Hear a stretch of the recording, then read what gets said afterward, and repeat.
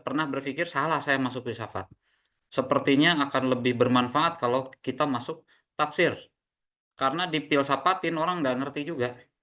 Pada akhirnya orang akan lebih banyak menerima ketika ada sesuatu yang sudah dia terima, gitu. Dalam hal ini agama, dalam hal ini, sumber-sumber otoritatif dari keagamaan itu sendiri.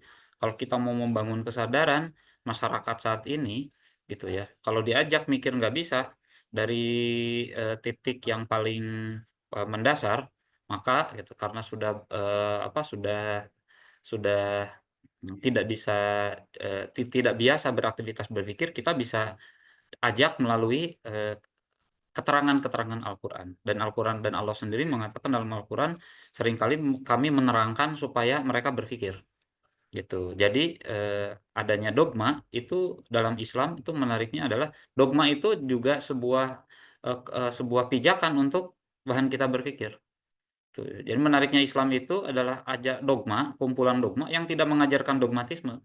Kumpulan dogma yang justru mendorong orang untuk tidak dogmatis, untuk berpikir. Beda dengan di Eropa. Di Eropa itu dulu Eropa itu, menganut gitu, fideism gitu ya, Kristennya itu. Fideism itu faithism. Faithism itu, ya isme, sebuah pandangan dunia yang berbasis pada keyakinan. Dalam hal ini kepada kitab suci atau, ungkapan-ungkapan yang mewakili otoritas, pada saat itu adalah gereja. Ketika ada pandangan-pandangan yang berbeda, meskipun serasional apapun, ketika itu bertolak belakang, maka dengan serta-merta langsung akan dianggap sebagai heresy atau bid'ah, tanpa didedah terlebih dahulu, gitu. Karena itu, ada istilah, "Aku beriman karena aku tidak tahu." Gitu. Jadi pengetahuan dan, ketidaktahuan adalah basis bagi keimanan. Nah, dalam Islam itu, titik tertinggi dari keimanan itu justru ma'rifah. Tuh, man arafa nafsahu faqad arafa rabbahu gitu. Ada gium seperti itu di kalangan para sufi ya gitu.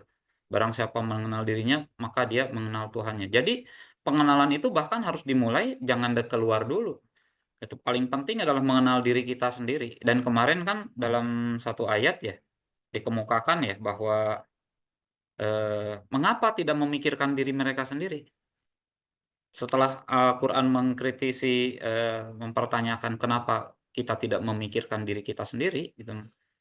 Terus kemudian Al-Quran baru bicara tentang ayat-ayat, dalam kehidupan sehari-hari. Ya seperti itu.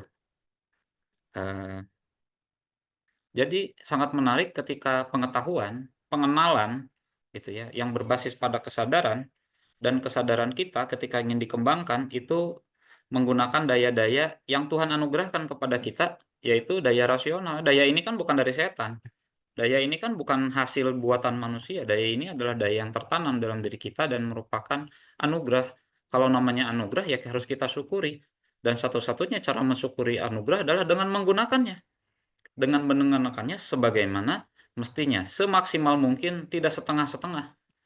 Setengah-setengah aja menggunakan akal itu enggak, gitu. Harus semaksimal mungkin, sesuai dengan, batas-batas kemampuannya, gitu. Jadi seperti itu. Islam itu sederhana, seringkali mengajarkan ya, misalnya gitu, fakta-fakta sederhana. Ada orang-orang jahiliyah yang menyembah berhala, dicontohkan Nabi Ibrahim, gitu, dalam cerita itu. Kemudian Nabi Ibrahim itu, eee, eee, mem menebas, berhala-berhala tersebut, ditinggalkan satu, itu yang berhala yang besar, dengan kampak tertusuk di lehernya. Kemudian orang mulai ribut ketika menemukan itu, gitu, berhala yang mereka sembah, kemudian mereka bertanya-tanya, "Ini siapa ya yang berbuat seperti ini?" Nanya ke Nabi Ibrahim, "Siapa?" Kanjeng Nabi cuma bilang, "Ya tanya aja sendiri." "Tanya gimana? Kamu tuh bodoh apa gimana?" Dia kan nggak bisa jawab. Lah, kalau kalau memang nggak bisa jawab, tidak punya daya, tidak punya apapun, tidak punya kuasa, tidak punya kamu, ngapain juga disembah? Itu kan fakta yang paling sederhana, yang bisa ditangkap oleh akal kita. Kenapa mengimani? Jadi kemusyrikan muncul dari kebodohan, bukan doktrin, ini bukan dogma, gitu. Bagaimana kemudian Nabi Ibrahim, menunjukkan sebuah jalan pencarian yang rasional, diawali dengan, eee, apa, apakah ini betul perjalanan beliau atau ini merupakan sindiran aja untuk masyarakat atau ini merupakan sebuah pendekatan agar masyarakat berpikir pelan-pelan. Eh, Beliau pertama bulan dulu gitu ya, bintang dulu apa bulan dulu tuh? Aku sembah bulan aja. Oh, orang mulai, oh dia nyembah bulan. Tapi ternyata bulannya hilang. Ya aku nyembah matahari aja lebih terang, lebih gede. Ternyata mataharinya hilang. Aku menyembah pencipta. Nah, itu terbatas. Aku ingin menyembah yang tak terbatas. Jadi pelan-pelan diangkat. Itu kan fakta-fakta sederhana gimana Nabi Ibrahim gitu ya. Itu yang kan Islam ini adalah mengikuti sejalur perennial nih, sejalur dengan milah Ibrahim, dengan jalan Abrahamik gitu, dengan jalan jalan apa? Jalan yang paling apa sesuai dengan fitrah manusia gitu, dengan kesadarannya dan kemampuan untuk berpikirnya. Kan begitu ya.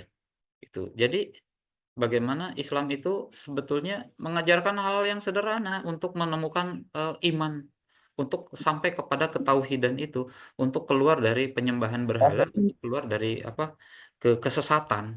Itu. Jadi tidak mengajarkan dogmatisme seperti pokoknya kamu harus ikutin. Nggak begitu juga, gitu. Dan kita tahu orang itu sulit sekali untuk beriman kepada Islam ya dibayangkan yang beriman itu di masa Nabi Muhammad itu yang pertama-tama tentu Nabi Muhammad sendiri gitu kepada ajaran Islam itu. Kemudian setelah diceritakan yang lain mungkin dengan akalnya juga berpikir ini kan orang jujur ya. Saya percaya orang seperti ini tidak akan berbohong selama berjalan juga tidak punya celah. Maka apa yang dia bawa saya yakin itu bukan sebuah kebohongan. Ditambah lagi gitu, fakta-fakta latar belakang Kanjeng Nabi yang muncul dari komunitas Umayyin, tuh Umayyun, gitu ya, komunitas ya, yang dikatakanlah tidak dirinya itu bukan sosok yang mahir dalam bukan yang terlatih dalam sastra misalnya, dalam hal-hal yang kaitannya dengan keunggulan-keunggulan yang dimiliki oleh kalangan elit pada saat itu salah satunya kemampuan berbicara secara secara indah gitu ya dalam sastra yang sangat tinggi. Nah, tidak dikenal seperti itu dari dulu orang mana tiba-tiba keluar. Nah ini juga secara rasional tuh nggak mungkin dari beliau gitu nggak mungkin mengalir lancar gitu ya harmonis dan sebagainya bahkan oleh orang yang tidak mengenal bahasa Arab pun ketika mendengarnya itu harmoni.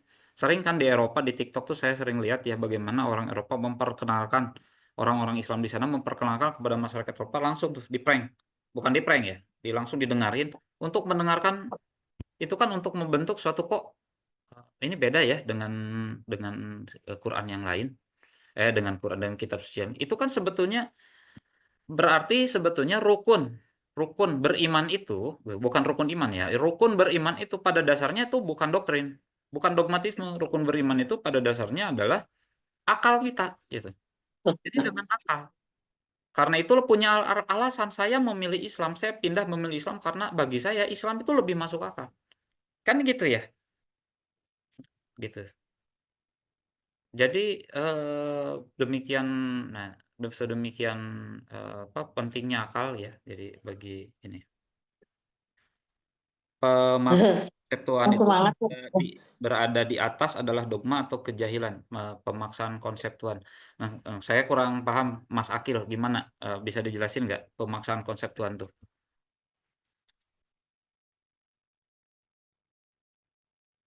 Bisa dijelasin nggak Mas Akil?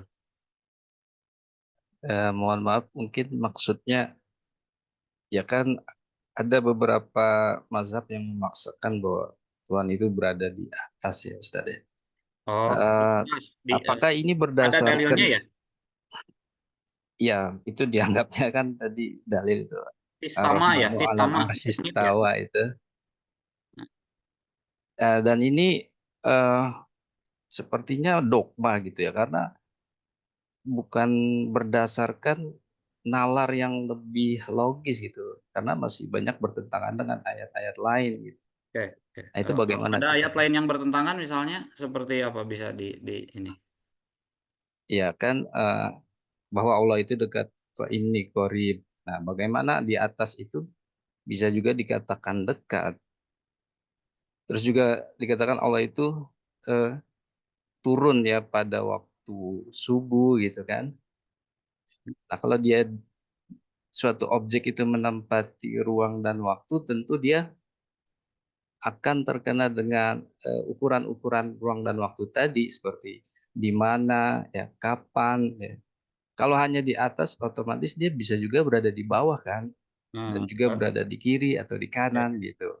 ya. Tapi ini hanya dipaksakan di atas saja gitu.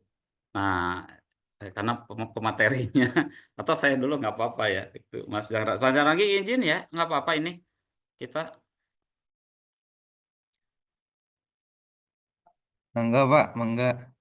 apa ya? Pertama gini, ketika meyakini kita sudah meyakini bahwa misalnya gini, bahwa ini adalah pohon yang bagus. Dari mana kita tahu ini pohon yang bagus? Dari akarnya, dari beberapa akar, basis-basis awal gitu ya, gitu.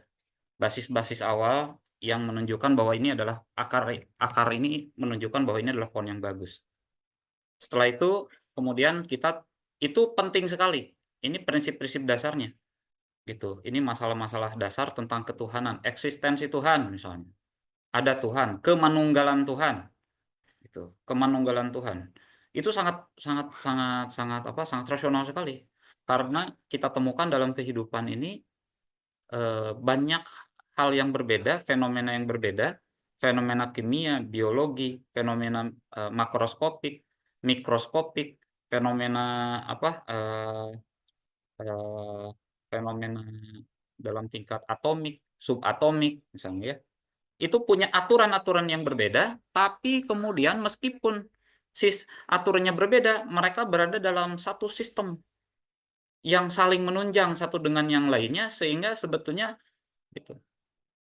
Entitas-entitas berbeda dengan hukum-hukum yang berbeda, hukum biologis, hukum kimia, hukum astronomis, hukum atomis, hukum subatomis, partikel, hukum kuantum, dan sebagainya, menjalin tidak bertabrakan satu dengan yang lainnya sehingga membentuk satu kehidupan yang begitu harmoni dan terdesain seperti sekarang saat ini kita berjalan kehidupan ya.